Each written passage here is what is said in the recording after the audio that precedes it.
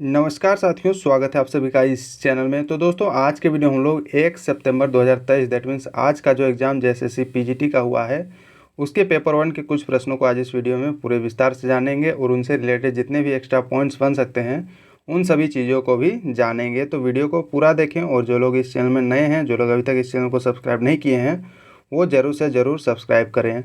दोस्तों, एक बात बताना चाहूँगा कि ये जो वीडियो है ये केवल पीजीटी का ये एनालिसिस नहीं है, ये झारखंड के अंतर्गत आने वाले जितने भी एग्ज़ाम होंगे, जेपीएससी, जेएसएससी, उत्पाद सिपाही, उन सभी के लिए ये काफ़ी इम्पोर्टेंट वीडियो होने वाली है दोस्तों। वो आपको वीडियो देखने के बाद ही पता चल जाएगा। तो चलिए दोस्तों, जानते हैं प्रश्नों को कि किस प्रकार के प्रश्न आज के एग्ज़ाम में पूछे गए थे। पहला प्रश्न ये है कि हजारीबाग में कौन सा डैम स्थित है। दोस्तों, ये प्रश्न पूछा गया था। तो जो छड़वा डैम है ये हजारीबाग ज़िले में ये सिचुएटेड है। अब नेक्स्ट जानते हैं अगला प्रश्न जो है, झारखंड में लौह अयस्क का उत्पादन सबसे ज़्यादा किस ज़िले में ये किया जाता है। तो अगर ये देखा जाए तो ये पश्चिमी सिंहभूम में लगभग 25.70% जो है दोस्तों यहाँ पर ये उत्पादन किया जाता है। लौह अयस्क मतलब जो आयरन ओर होता है जिससे आयरन बनता है, इसी का उत्पादन सबसे ज़्यादा मतलब यहीं से खनन किया जाता है, पश्चिमी सिंहभूम से। अब नेक्स्ट जानते हैं जो अगला प्रश्न है, और ये कंप्यूटर का प्रश्न पूछा गया था कि फाइल एक्सटेंशन से रिलेटेड कुछ प्रश्न था। मतलब वो आपको पूछा होगा कि फ़ोटो के लिए कौन सा फाइल एक्सटेंशन यूज किया जाता है या फिर पावर पॉइंट के लिए कौन सा फाइल एक्सटेंशन यूज किया जाता है। इन सभी चीज़ों को ये पूछा गया होगा। हालांकि एग्जैक्ट प्रश्न नहीं प्राप्त होने के कारण मैं इसमें बस ये डाल दिया हूँ। हालांकि जितने भी फाइल एक्सटेंशन है उसमें उन सभी चीज़ों को इसमें इंक्लूड किया हुआ है। तो चलिए पहले जान लेते हैं कि फाइल एक्सटेंशन एक्चुअली होता क्या है। A file extension is a suffix, मतलब ये एक सफिक्स है जिसको वर्ड के लास्ट में इसको ऐड किया जाता है। To the name of a file indicate the file's layout, मतलब फाइल्स का जो लेआउट कैसा है in terms of how the data within the file is organise, मतलब उस फाइल में किस प्रकार का डाटा ऑर्गेनाइज किया हुआ है दोस्तों। तो यही मतलब फाइल एक्सटेंशन से ही पता चलता है। मान लीजिए अगर .pdf अगर लिखा हुआ हो तो वो आपका पीडीएफ फॉर्मेट का डाटा हो गया। .ppt लिखा हुआ हो तो वो आपका प्रेजेंटेशन, पावर पॉइंट प्रेजेंटेशन का वो फॉर्मेट हो गया। तो ये सभी चीज़ें हैं जो फाइल एक्सटेंशन से ये रिलेटेड हैं। तो चलिए जानते हैं और सभी जितने भी फाइल एक्सटेंशंस हैं। जैसे कि .avi अगर ये होगा तो ये ऑडियो या फिर वीडियो मल्टीमीडिया फाइल्स के लिए होता है। .bat ये बैच फाइल्स के लिए होता है। .bmp ये बिटमैप फाइल्स के लिए होता है। .class जो होता है ये जावा बिटकोड फाइल के लिए होता है। .doc या फिर .docx ये वर्ड फाइल के लिए होता है। .exe ये एग्जीक्यूटेबल पीसी एप्लीकेशंस के लिए होता है। .gif जो होता है ये ग्राफिक इंटरचेंज फॉर्मेट के लिए ये होता है। और .htm या फिर .html जो होता है ये वेब पेज सोर्स टेक्स्ट के लिए इसका यूज किया जाता है। और भी है जैसे कि .jpg या फिर jpg जो होता है ये जॉइंट फोटोग्राफिक, जो हम लोग फ़ोटो खींचते हैं मोबाइल या फिर कैमरा में, उन सभी में आपको देखने को मिलता होगा .jpeg या फिर .jpg। नेक्स्ट है और भी जैसे कि PDF हो गया, ये पोर्टेबल डॉक्यूमेंट फॉर्मेट के लिए होता है जो कि एडोब एक्रोबैट जो सपोर्ट करता है। और अगला है PNG जो कि पब्लिक नेटवर्क ग्राफिक्स के लिए ये सभी यूज किया जाता है। और PPT या फिर PPTX ये पावर पॉइंट फाइल के लिए ये यूज किया जाता है दोस्तों। तो ये सभी चीज़ें हैं जो इनसे रिलेटेड है, फाइल एक्सटेंशन से रिलेटेड है। तो ये इनको आप ध्यान में रखें, हो सकता है आने वाले एग्ज़ामों में। हालांकि झारखंड के अंदर जितने भी एग्ज़ाम होंगे उन सभी में कंप्यूटर को मतलब ऐड किया गया है, और भी कोई भी जितने भी एग्ज़ाम हैं उन सभी में अब कंप्यूटर कंपलसरी कर दिया गया है। उनमें आपको 10 क्वेश्चन, 15 क्वेश्चन या फिर 5-10 क्वेश्चन आपको देखने को मिलेंगे दोस्तों। तो ये कोई हार्ड क्वेश्चन नहीं रहते हैं, थोड़े बहुत मतलब इसी तरह के प्रश्न आपको देखने को मिलेंगे। अब नेक्स्ट जानते हैं जो अगला प्रश्न पूछा गया था कि चेरो आंदोलन से प्रश्न मतलब पूछा गया था कि इसके नेतृत्वकर्ता या फिर इसका ईयर क्या होगा, ये पूछा गया था। तो इसके नेतृत्वकर्ता अगर देखा जाए तो ये चित्रजीत राय और जयनाथ सिंह जी के द्वारा नेतृत्व प्रदान किया गया था चेरो आंदोलन का। और ये जो आंदोलन हुआ था ये 1770 से लेकर 1818 ईस्वी के बीच में ये आंदोलन चला था दोस्तों। एक और आंदोलन पूछा गया था कि खरवार आंदोलन के नेतृत्वकर्ता को मतलब नेतृत्व ये किसने प्रदान किया था। तो ये भागीरथ मांझी जी के द्वारा खरवार आंदोलन का नेतृत्व प्रदान किया गया था, जो कि 1874 ईस्वी में ये आंदोलन हुआ था दोस्तों। तो दोस्तों, झारखंड के जितने भी आंदोलन से उन सभी आंदोलन से आपको प्रत्येक शिफ्ट, प्रत्येक एग्जाम में आपको देखने को प्रश्न मिल रहा होगा। तो ये दोस्तों मैंने पहले भी जितने भी मैंने एनालिसिस किया हुआ है और जिसमें आंदोलन का जिक्र आया है उसमें मैंने ये स्लाइड ये कंपलसरी ऐड किया हुआ है। तो दोस्तों जिन सभी को ये मतलब ये रटा हुआ जो लोग मतलब पढ़ लिए होंगे, इन सभी को जो अपने दिमाग में बैठा लिए होंगे, उन सभी के लिए एक क्वेश्चन या फिर 2 क्वेश्चन जितने भी आंदोलन से रिलेटेड प्रश्न पूछे गए हैं वो आपको ईजिली ये हल हो जाता होगा दोस्तों। तो ये इसको आप एक बार वीडियो को पॉज करके एक बार फिर से पढ़ ले जिन लोगों का आने वाले दिनों में एग्ज़ाम है, क्योंकि ये दोस्तों मैं बार बार ये बता चुका हूँ। जितने भी मैंने स्लाइड डाले हुए हैं, पिछले एनालिसिस किए हुए हैं, उन सभी में ये मैं प्रत्येक बार बता दिया हूँ। तो मैं ये फिर से बार बार नहीं बताऊँ, क्योंकि आज का जो ये एनालिसिस कर रहा हूँ इसमें काफ़ी ज़्यादा प्रश्न इसमें डाले हुए हैं। और ये कुछ जो प्रश्न हैं जो कि पिछला जो 31 अगस्त का जो कुछ प्रश्न है वो भी यहाँ पर डाले हुए हैं, इसलिए मैं इसको फिर से मैं ये बताने नहीं जाऊँगा। तो आप इसको वीडियो को पॉज करके एक बार आप इसको पढ़ें खुद से।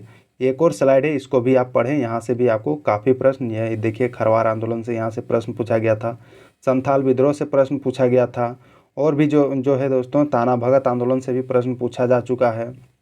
और अगर यहाँ से देखें तो ये चेरो विद्रोह हो गया, और भी जैसे कि हो गया ढाल विद्रोह से भी प्रश्न पूछा जा चुका है। तो ये सभी काफ़ी इम्पोर्टेंट पॉइंट्स हैं, इसको आप 1-2 बार ज़रूर से ज़रूर पढ़ लें। तो अब चलिए नेक्स्ट प्रश्न की ओर बढ़ते हैं। अगला प्रश्न जो पूछा गया था, ये झारखंड की निकी प्रधान जो है ये किस खेल से ये संबंधित है।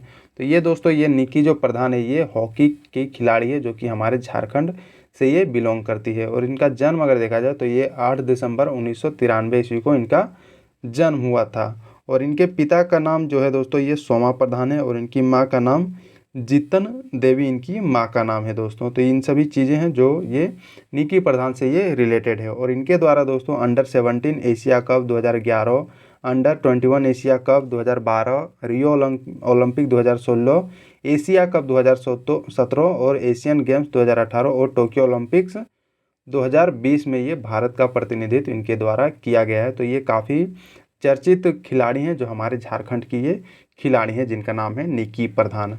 अब नेक्स्ट जानते हैं अगला जो प्रश्न है, ये वीडियो प्रेजेंटेशन किससे तैयार किया जाता है। तो ये दोस्तों MS पावर पॉइंट से ये तैयार किया जाता है। वीडियो का जो प्रेजेंटेशन होता है जिसको PPT फाइल्स बोला जाता है, यही MS पावर पॉइंट से ये मतलब रेडी किया जाता है।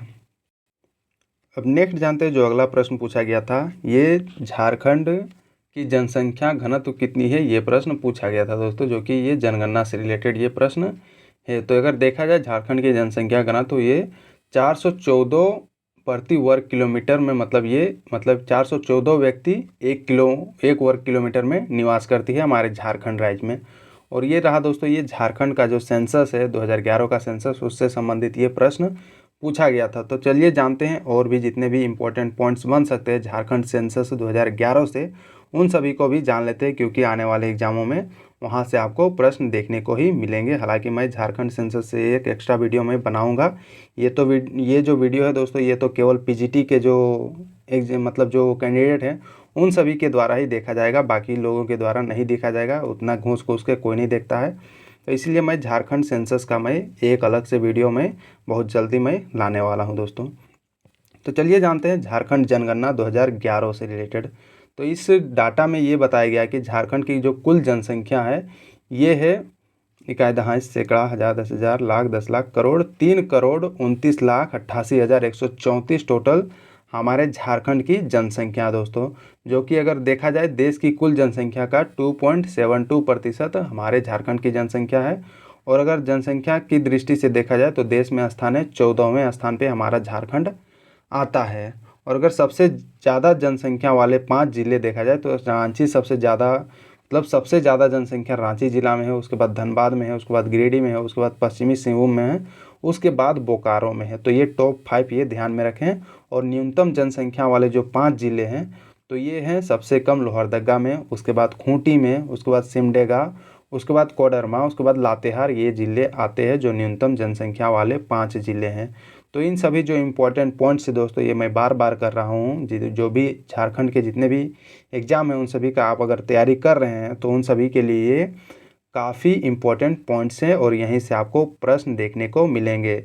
दोस्तों जो लोग रेगुलर देख रहे हैं वीडियो, जितने भी मैंने एनालिसिस किया हुआ है, जितने भी मैंने एक्स्ट्रा पॉइंट डाला हुआ है, वो बेकार के पॉइंट वो नहीं डाले हुए हैं। वो आने वाले जितने भी आने वाले दिनों में जो एग्ज़ाम आए हैं उन सभी से वहाँ से प्रश्न हूबहू देखने को मिला है दोस्तों। और ये मैं ऐसे ही नहीं बोल रहा हूँ, यहाँ पर मैं आपको प्रूफ के साथ ये बता रहा हूँ दोस्तों। अब नेक्स्ट जानते हैं जो अगला जो है ये झारखंड के जनगणना से रिलेटेड है कि दशक की जनसंख्या वृद्धि दर जो है हमारे झारखंड की ये 22.42% है। और जनसंख्या घनत्व जो देखा जाए तो ये 414 प्रति वर्ग किलोमीटर, और यहीं से प्रश्न पूछा गया है दोस्तों। और सर्वाधिक जनसंख्या घनत्व अगर देखा जाए तो ये धनबाद जिले की है, और न्यूनतम जन घनत्व जो है दोस्तों ये सिमडेगा जिले की है। मतलब सबसे ज़्यादा जनसंख्या घनत्व धनबाद जिले में देखने को मिलती है, मतलब पॉपुलेशन डेंसिटी। और अगर लिंगानुपात देखा जाए, सेक्स रेशियो अगर देखा जाए तो ये 948 महिलाओं पे प्रति 1000 पुरुषों पे, मतलब 948 महिलाएं, मतलब काफ़ी कम हमारे झारखंड की लिंगानुपात अगर देखा जाए। मतलब 1000 पुरुषों पे केवल 948 महिलाएं ही है।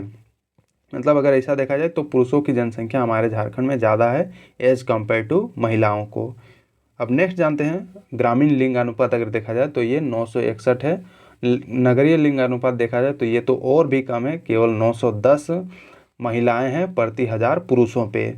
और अगर अनुसूचित जाति में लिंगानुपात देखा जाए तो ये 950 है।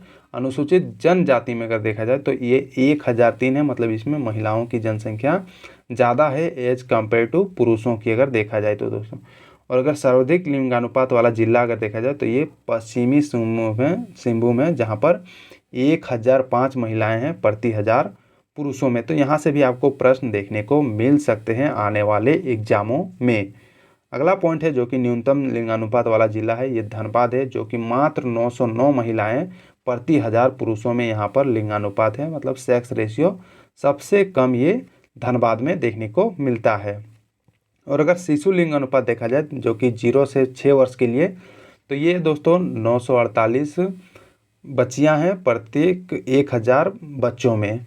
और अगर नगरीय शिशु लिंग अनुपात देखा जाए तो ये 908 है। ग्रामीण शिशु लिंग अनुपात 957 है। और सर्वाधिक शिशु लिंग अनुपात वाला जिला अगर देखा जाए तो ये पश्चिमी सिंहभूम है। और न्यूनतम शिशु लिंग अनुपात वाला जिला ये धनबाद है, जहाँ पर मात्र 916 बच्चियां हैं प्रति 1000 बच्चों में। मतलब धनबाद में सबसे ज़्यादा दोस्तों जो भ्रूण हत्या जो है वो किया जा रहा है, ऐसा देखने को यहाँ पर मिल रहा है दोस्तों। क्योंकि न्यूनतम लिंगानुपात वाला जिला भी धनबाद है और न्यूनतम शिशु लिंगानुपात वाला भी जिला धनबाद ही है। तो इस पर कुछ गवर्नमेंट को स्टेप उठाना चाहिए, क्योंकि जो भ्रूण हत्या है वो कानूनन अपराध है, ऐसा नहीं करना चाहिए लोगों को। हालांकि लोगों को एक बेटे की चाहत में दोस्तों बेटियों को मार दिया जाता है, उनके मतलब भ्रूण में ही उसको ख़त्म कर दिया जाता है। इसीलिए दोस्तों भारत सरकार द्वारा और झारखंड सरकार द्वारा कई प्रकार के बेटियों को बचाने के लिए बेटी बचाओ बेटी पढ़ाओ अभियान ये लाया गया, जो कि ये काफ़ी सराहनीय अभियान है जो लाया गया नरेंद्र मोदी जी के द्वारा। अब नेक्स्ट जानते हैं जो अगला पॉइंट है, जैसे कि साक्षरता दर हमारे झारखंड की अगर देखा जाए तो ये 66.4% लिटरेसी रेट हमारे झारखंड की है। पुरुष साक्षरता दर देखा जाए तो ये 76.8%, महिला साक्षरता दर 55.4% है। और ग्रामीण साक्षरता दर देखा जाए तो ये 61.1% और नगरीय साक्षरता दर 82.3% है। ये लिटरेसी रेट हमारे झारखंड की। अगला पॉइंट से सर्वाधिक साक्षरता वाले जो जिला है ये रांची है, जिसमें 76.06% है। न्यूनतम साक्षरता वाला जिला ये पाकुड़ है, जिसमें केवल 48.829% लोग लिटरेट यहाँ पर हैं। और सर्वाधिक पुरुष साक्षरता वाला जिला अगर देखा जाए तो ये रांची है और न्यूनतम पुरुष साक्षरता वाला जिला पाकुड़ ही है। सर्वाधिक महिला साक्षरता वाला जिला ये रांची है और न्यूनतम महिला साक्षरता वाला जिला ये पाकुड़ ही है दोस्तों। जो कि ये दोस्तों झारखंड जनगणना 2011 से रिलेटेड ये बहुत सारे इम्पोर्टेंट पॉइंट्स है जो मैंने इसमें डाला हुआ है दोस्तों। और भी चीज़ें हैं जैसे कि सर्वाधिक अनुसूचित जनजाति ये पलामू में निवास करती है, जो कि 5,36,385 अनुसूचित जाति के लोग यहाँ पर निवास करते हैं। और न्यूनतम अनुसूचित जाति का अगर देखा जाए तो ये है लोहरदगा में, जो कि 15,330 केवल है। अनुसूचित जाति कहने का मतलब शेड्यूल कास्ट, और अनुसूचित जनजाति का कहने का मतलब शेड्यूल ट्राइब दोस्तों। तो सबसे ज़्यादा शेड्यूल ट्राइब के लोग ये रांची में देखने को मिलते हैं, जहाँ पर 10,42,016 इसकी जनसंख्या है। और न्यूनतम अनुसूचित जनजाति ये कोडरमा में देखने को मिलते हैं, जहाँ पर मात्र 6,903 अनुसूचित जनजाति के लोग यहाँ पर रहते हैं दोस्तों। और भी पॉइंट्स है जैसे कि सर्वाधिक 80% ये चतरा में देखने को मिलता है, न्यूनतम 80% पाकुड़ में, सर्वाधिक ST% खूंटी में, न्यूनतम ST% कोडरमा में ये देखने को मिलता है। तो ये रहा दोस्तों झारखंड जनगणना 2011 से रिलेटेड जितने भी इंपॉर्टेंट पॉइंट्स थे जहाँ से प्रश्न डायरेक्ट हूबहू देखने को मिलेंगे आपको एग्जामों में, उन सभी चीज़ों को मैंने इसमें इंक्लूड कर दिया है। अब नेक्स्ट जानते हैं जो अगला प्रश्न पूछा गया था, ये झारखंड की कुल क्षेत्रफल कितनी है, ये प्रश्न पूछा गया था दोस्तों। तो झारखंड की कुल क्षेत्रफल अगर देखा जाए तो ये 79,716 वर्ग किलोमीटर हमारे झारखंड राज्य की कुल क्षेत्रफल है। और झारखंड को दोस्तों वन की भूमि या फिर बूसलैंड इसको कहा जाता है, इस नाम से इसको जाना जाता है। अब नेक्स्ट जानते हैं अगला जो प्रश्न है, अंधेरी रात के लेखक कौन है। तो ये भवानी प्रसाद मिश्रा की ये कविता है जिसका नाम है अंधेरी रात, और ये पोएट एंड पोएट्री से ये प्रश्न पूछा गया है। नेक्स्ट जानते हैं जो अगला प्रश्न पूछा गया है कि धनबाद के शिव खेड़ा की रचना कौन सी है। जो एक शिव खेड़ा ये एक रचनाकार है, लेखक है, इनकी रचना क्या है ये पूछा गया है। तो इनकी रचना है दोस्तों जीत आपकी, ये इनके द्वारा लिखा गया है, जो कि ये धनबाद के ये लेखक हैं। और इनका जन्म अगर देखा जाए तो ये 13 नवंबर 1951 को इनका जन्म हुआ था धनबाद में। और ये हैं शिव खेड़ा जी जिनके द्वारा ये लिखा गया है। और इनके द्वारा दोस्तों कंट्री फर्स्ट फाउंडेशन का स्थापना किया गया है, और इनके द्वारा जाति आधारित आरक्षण के खिलाफ ये आंदोलन इनके द्वारा चलाया गया है। तो ये काफ़ी चर्चित व्यक्ति हैं जिनके द्वारा मतलब ये जिनसे रिलेटेड ये प्रश्न पूछा गया है। अब नेक्स्ट जानते हैं सिंधु घाटी सभ्यता से प्रश्न पूछा गया था दोस्तों। तो इसमें एग्जैक्ट प्रश्न नहीं पूछा गया, हालांकि इसमें पूछा गया होगा कि कौन सा स्थल है वो कहाँ किस नदी के किनारे स्थित है, ये वगैरह वगैरह इस तरह के प्रश्न पूछा गए होंगे। तो चलिए जानते हैं उनसे रिलेटेड और भी जितने भी पॉइंट्स बन सकते हैं। तो जो सिंधु घाटी सभ्यता है ये हमारे भारत का प्रथम सभ्यता ये माना जाता है, सिंधु घाटी सभ्यता।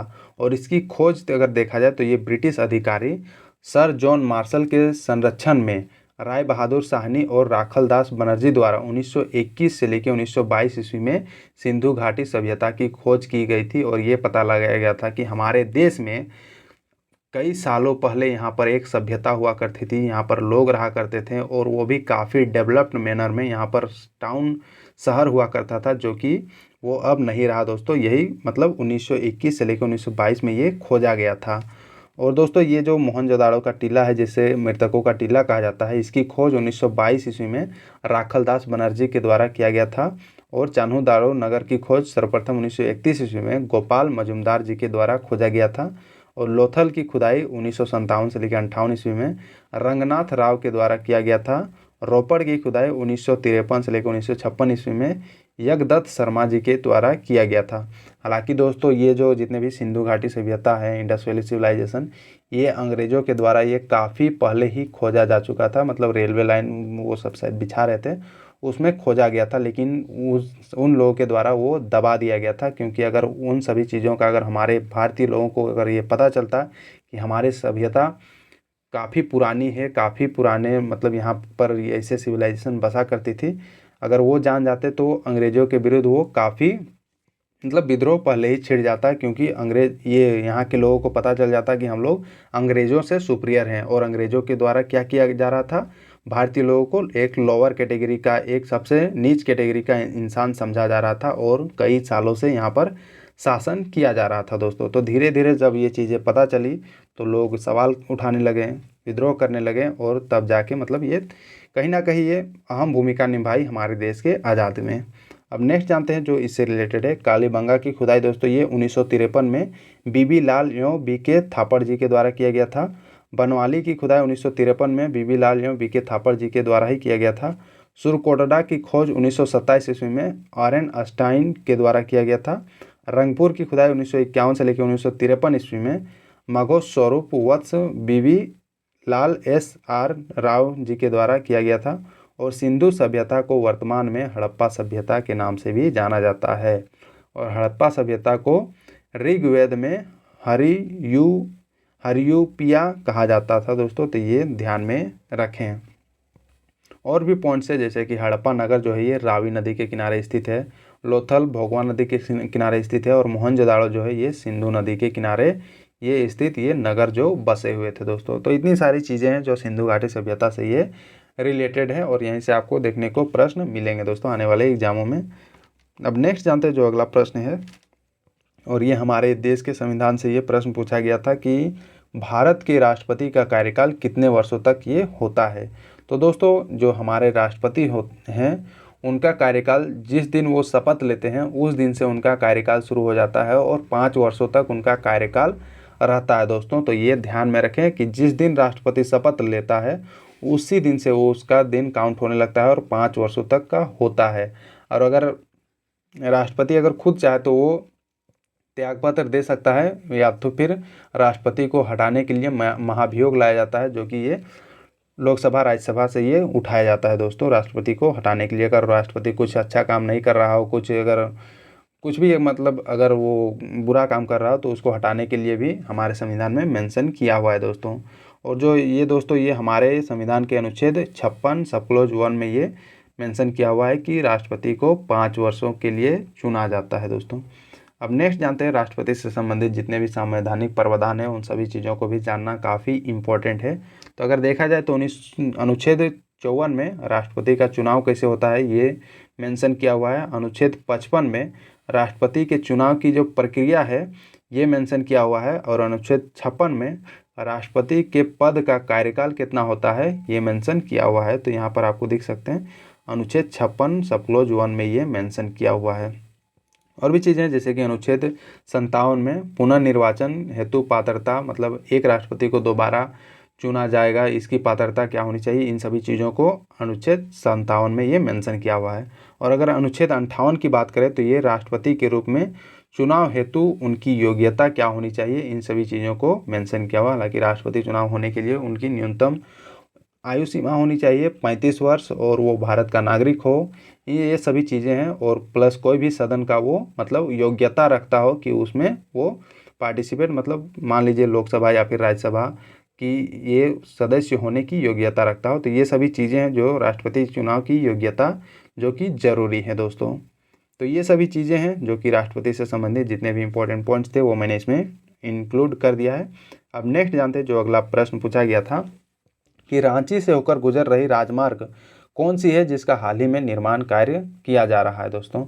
तो ये जो राजमार्ग है एक्सप्रेसवे है जिसका नाम है NH 319B इसका नाम है, जो कि काशी कलकत्ता एक्सप्रेसवे का निर्माण जो ये हो रहा है दोस्तों। तो ये ध्यान में रखें, यही प्रश्न हो सकता है या तो फिर कुछ और प्रश्न होगा दोस्तों, तो वो मैं एग्जैक्ट प्रश्न नहीं होने के कारण ये प्रश्न का यही आंसर होगा। अब नेक्स्ट जानते हैं अगला जो प्रश्न है, प्रथम भारतीय क्रिकेट खिलाड़ी जिसने टेस्ट मैच में शतक मारा। तो ये दोस्तों लाल अमरनाथ जी के द्वारा शतक मारा गया था, जो कि इंग्लैंड के खिलाफ 1933 ईस्वी में 118 रन इनके द्वारा मारे गए थे दोस्तों। तो ये भी ध्यान में रखें। अब नेक्स्ट जानते हैं जो अगला प्रश्न पूछा गया था कि रांची के रॉक गार्डन किस चट्टान से ये बना हुआ है। तो ये दोस्तों गोंडा हिल के चट्टानों से ये बना हुआ है जो रांची का जो रॉक गार्डन स्थित है, जो कांके डैम के बस जस्ट सटा हुआ रॉक गार्डन है। जो लोग गए होंगे, जो लोग घूमे होंगे उन लोगों को पता होगा। तो ये गोंडा हिल के चट्टानों से ये बना हुआ है दोस्तों। हालांकि इनसे रिलेटेड मैंने पिछले ही जो एनालिसिस किया हुआ था उसमें मैंने डाल दिया था दोस्तों। तो जिन लोगों के द्वारा वो वीडियो अगर देखा गया होगा उन लोगों के द्वारा ये तो ईजिली टिक किया गया होगा। हालांकि मैं इसमें फिर से ये डाल दिया हूँ, जो कि ये 26 अगस्त का मैंने जब एनालिसिस किया हुआ था उसमें पूछा गया था कि रांची का मतलब झारखंड में रॉक गार्डन कहाँ पर स्थित है। तो उसका इजीली क्वेश्चन आंसर होगा कि रांची में स्थित है। और उसी में मैंने दोस्तों इतने सारे जितने भी इंपॉर्टेंट पॉइंट्स थे उन सभी चीज़ों को मैंने डाला हुआ था। तो जिन लोगों के द्वारा वो देखा गया होगा उन लोगों को ये प्रश्न काफ़ी ईजिली वो हल हुआ होगा। तो ये दोस्तों ये गोंडा हिल के चट्टानों से ये बना हुआ है। तो ये मैंने ऑलरेडी डाला हुआ था दोस्तों। तो ये सभी चीज़ें हैं दोस्तों, ये आपको हूबहू मैं बता दे रहा हूँ। जितने भी मैंने एनालिसिस किए हुए हैं और जितने भी मैंने एक्स्ट्रा पॉइंट्स डाले हुए हैं उन सभी से आने वाले एग्जामों में प्रश्न देखने को मिल रहे हैं। अब अगला जानते हैं जो प्रश्न पूछा गया था आज के एग्जाम में कि नीचे का विलोम शब्द क्या होगा। तो इसका विलोम शब्द होगा दोस्तों ऊपर। ऊपर नीचे ये तो कोई भी ये टिक कर सकता है। जो लोग ये गलत किए होंगे उन सभी को तो बात ही अलग है। अब नेक्स्ट है अगला प्रश्न जो है, पक्षी का प्रयोज्य शब्द क्या होगा, ये प्रश्न पूछा गया था। तो इसके विभिन्न प्रयोज्य शब्द होते हैं, जैसे कि चिड़िया हो गया, परिंदा, परेख, पखेरु, विगह, गगनचर, नभचर, खेचर, द्विज, अंडज, पतंग, सकूत, खग, नीडज और पाखी, ये सभी जो है दोस्तों पक्षी के प्रयोज्य शब्द हैं। अगला प्रश्न जो है जो कि पूछा गया था कि सज्जन का संधि विच्छेद क्या होगा। तो इसका अगर संधि विच्छेद किया जाए तो ये सत्य प्लस जन इसका संधि विच्छेद होगा। और ये प्रश्न दोस्तों जो लैब असिस्टेंट का जो पिछला एग्जाम हुआ था दोस्तों, पिछले दिनों कुछ दिनों पहले एग्जाम हो रहा था, उसमें भी ये प्रश्न हूबहू देखने को मिला था।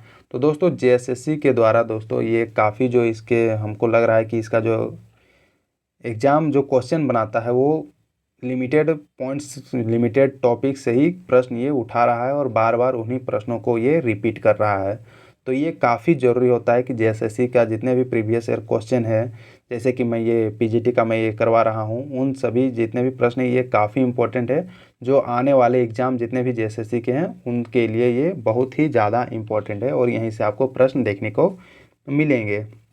अगला प्रश्न है जो कि ये पूछा गया है कि 2012 में झारखंड में किसको पद्मश्री पुरस्कार दिया गया था, ये प्रश्न पूछा गया था दोस्तों। तो ये पंडित गोपाल प्रसाद दुबे जी को 2012 में पद्मश्री अवार्ड दिया गया था और ये हमारे झारखंड के ये कैंडिडेट हैं। अब चलिए जानते हैं और भी जितने भी कैंडिडेट हैं जिन सभी को पद्मश्री अवार्ड से सम्मानित किया गया है भारत सरकार के द्वारा।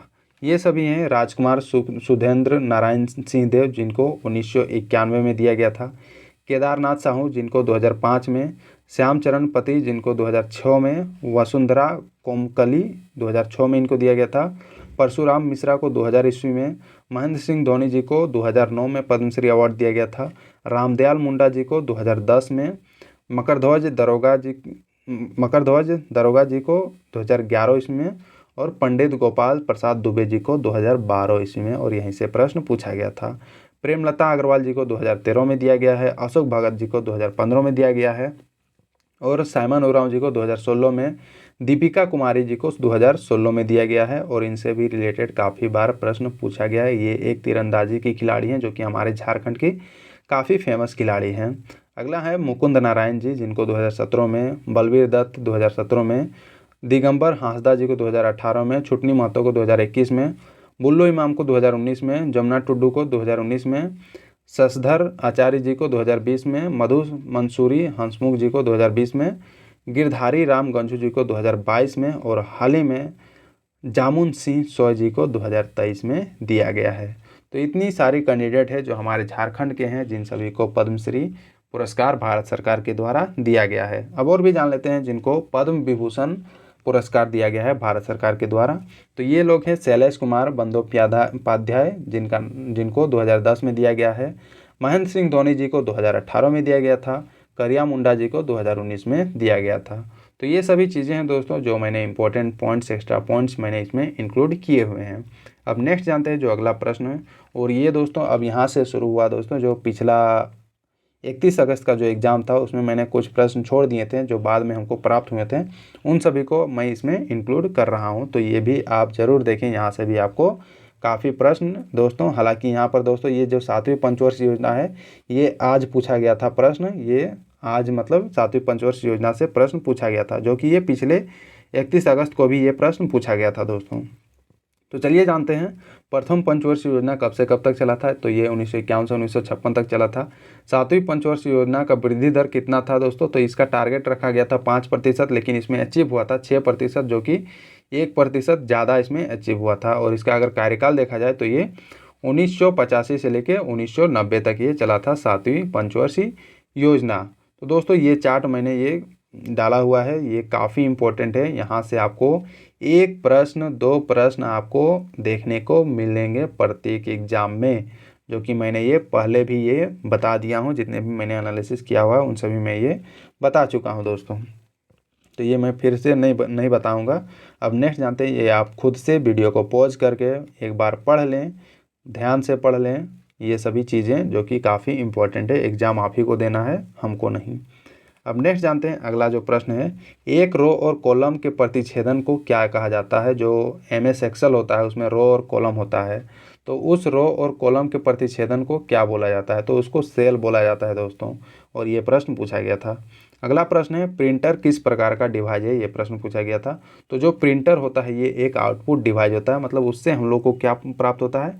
वहाँ से एक हार्ड कॉपी जो होता है वो प्राप्त होता है, जो हम लोग प्रिंट निकालते हैं। और इससे संबंधित और भी डिवाइस हैं। आउटपुट डिवाइस में प्रिंटर आता है, मॉनिटर आता है, स्पीकर आता है, स्पीकर से हम लोग साउंड सुनते हैं, प्रोजेक्टर आता है जिससे हम लोग देखते हैं, हेडफोन्स आता है जिससे हम लोग सुनते हैं। ये सभी आउटपुट डिवाइस हैं। और अगर इनपुट डिवाइस की बात करें, जिसमें जो है दोस्तों हम लोग इंस्ट्रक्शन प्रोवाइड करते हैं कंप्यूटर को, उसको इनपुट डिवाइस कहते हैं। जैसे कि हो गया कीबोर्ड से हम लोग टाइपिंग करते हैं, माउस से हम लोग वो इंस्ट्रक्शन देते हैं, मतलब कुछ भी क्लिक करते हैं वगैरह करते हैं, स्कैनर से स्कैन करते हैं, कैमरा से फ़ोटो क्लिक करते हैं, जॉयस्टिक से वहाँ पर टच उच करते हैं, और माइक्रोफोन से मतलब जो बोल के वहाँ पर डालते हैं। तो ये सभी इनपुट डिवाइस हैं। तो यहाँ से एक प्रश्न आपको देखने को मिला था जो 31 अगस्त का जो एग्ज़ाम हुआ था वहाँ से दोस्तों। अब नेक्स्ट जानते हैं अगला जो प्रश्न है, रारू या फिर रोरो नदी ये किसकी सहायक नदी है?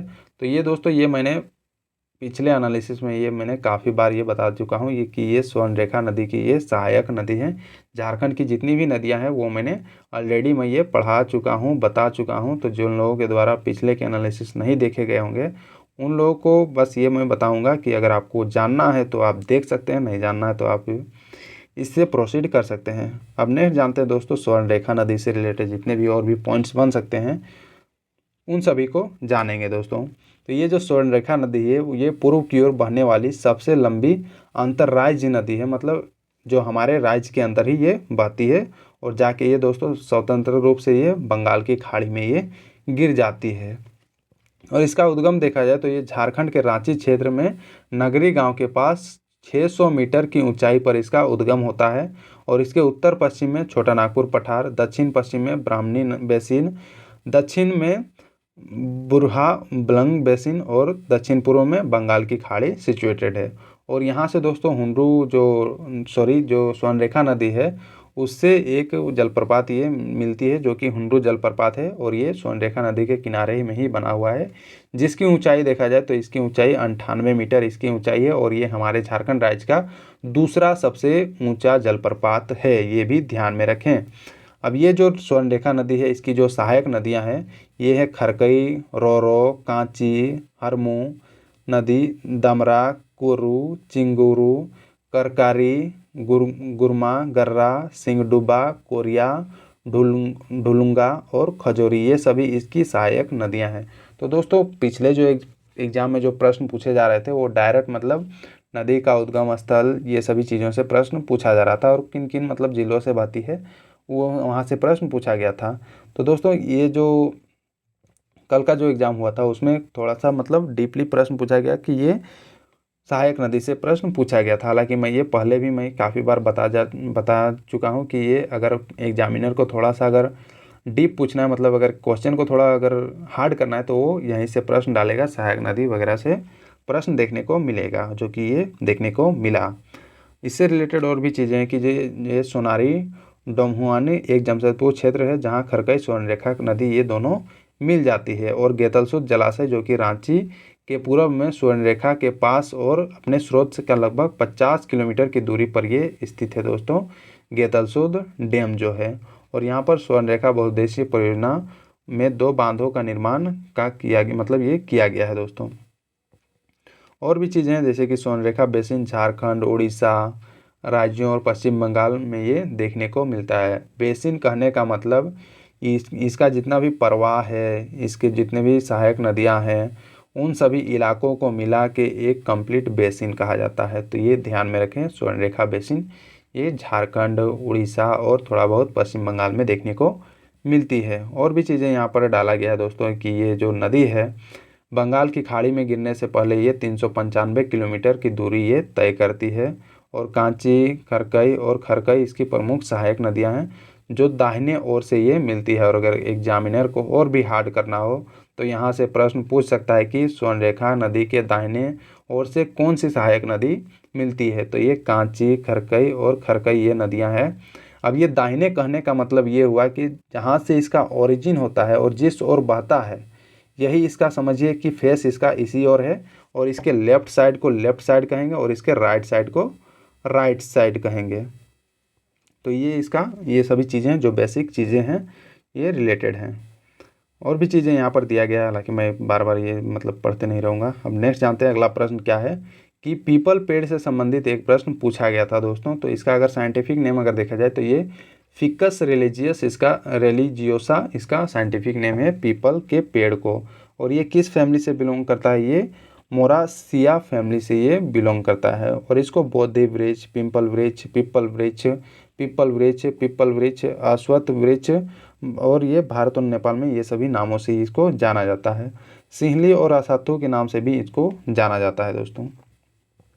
और भी यहाँ पर इनसे रिलेटेड है, जैसे कि पीपल वृक्ष को काफ़ी मतलब रिलीजियस पर्पज से माना जाता है, जो कि हिंदू धर्म, बौद्ध धर्म और जैन धर्म इन तीनों धर्मों का ये एक पवित्र पेड़ माना जाता है। और इस मतलब यहाँ पर दोस्तों गौतम बुद्ध का जो ज्ञान की प्राप्ति हुई थी ये पीपल के पेड़ के नीचे ही ये प्राप्ति हुई थी। और ये जो पीपल जो पेड़ है ये उड़ीसा, बिहार और हरियाणा राज्य का ये राजकीय वृक्ष है। तो ये भी ध्यान में रखें, पीपल पेड़ का इतना इम्पोर्टेंस है, इतना इम्पोर्टेंस दिया जाता है दोस्तों। अब नेक्स्ट जानते हैं जो अगला प्रश्न जो पूछा गया था कि इटैलिक लिखने का शॉर्टकट की क्या है। तो दोस्तों पहले आपको वर्ड्स को सिलेक्ट करना होगा, उसके बाद Ctrl+I कर दीजिएगा तो वो आपको इटैलिक फॉर्मेट में वो देखने को मिलेगा। अब इससे रिलेटेड और भी पॉइंट्स जान लेते हैं, हालांकि ये मैंने पहले भी ये काफ़ी बार बता चुका हूँ। Ctrl+A करने से सेलेक्ट ऑल होता है, Ctrl+B करने से जितने भी सेलेक्ट किए हुए चीज़ होते हैं उन सभी वे सभी बोल्ड हो जाते हैं। Ctrl+C करने से जो सेलेक्ट किया हुआ चीज़ होता है उसको कॉपी किया जाता है। Ctrl+D करने से डिफ़ॉल्ट फॉन्ट सेट हो जाता है। Ctrl+E करने से सेंटर अलाइन हो जाता है। Ctrl+F करने से फाइंड मतलब कुछ भी फाइंड किया जाता है। Ctrl+G गो टू, Ctrl+H से रिप्लेस किया जाता है। Ctrl+I italic, Ctrl+J justify, Ctrl+K से हाइपरलिंक किया जाता है और Ctrl+L से लेफ्ट अलाइनमेंट किया जाता है। Ctrl+M से हैंगिंग इंडेंट किया जाता है। Ctrl+N से न्यू डॉक्यूमेंट बनाया जाता है। Ctrl+O से ओपन किया जाता है। Ctrl+P से प्रिंट किया जाता है। Ctrl+Q से ऐड स्पेस आफ्टर पैराग्राफ किया जाता है। Ctrl+R से राइट अलाइनमेंट किया जाता है। Ctrl+S से सेव एज किया जाता है, जो भी फाइल फॉर्मेट अगर आप बना रहे हो। और अगर आप Ctrl+S करोगे तो वो सेव एज हो जाएगा।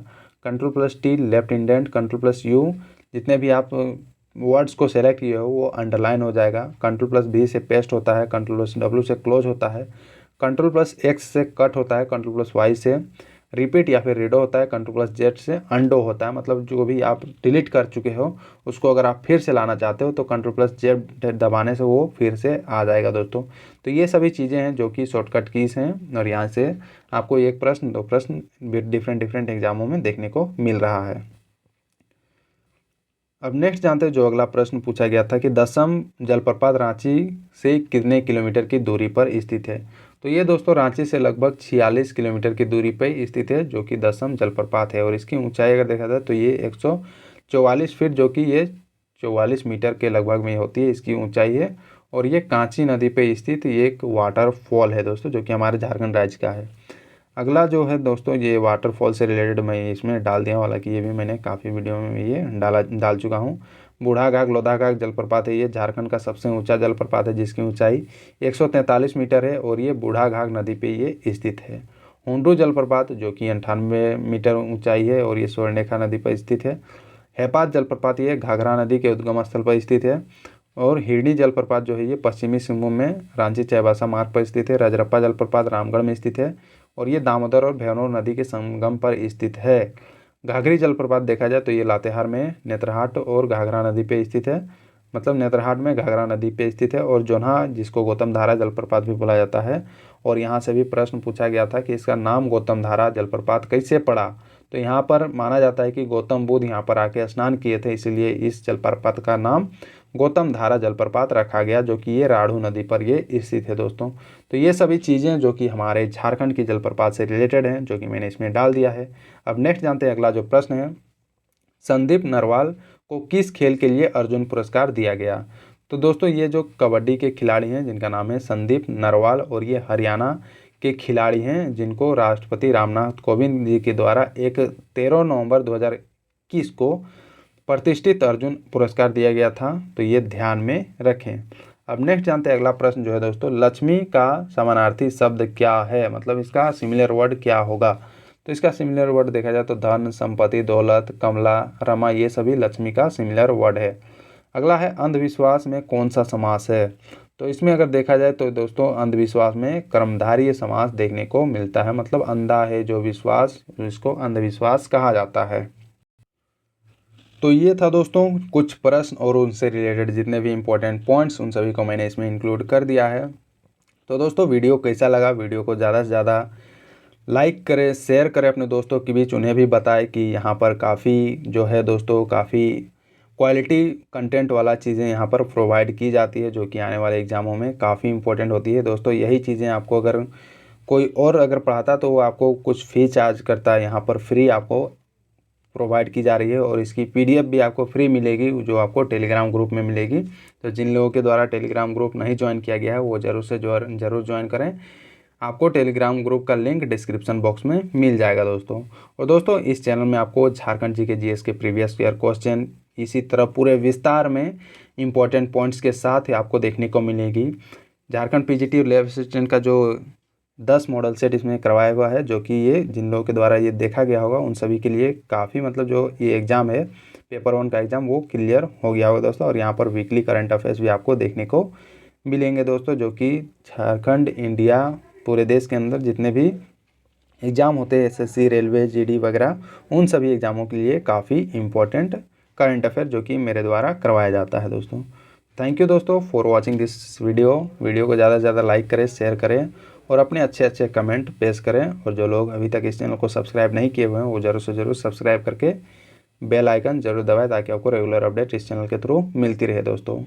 और दोस्तों टेलीग्राम ग्रुप ज्वाइन करना ना भूलें, वहीं से आपको इसकी पीडीएफ मिल जाएगी। तो थैंक यू दोस्तों, मिलते हैं नेक्स्ट वीडियो में।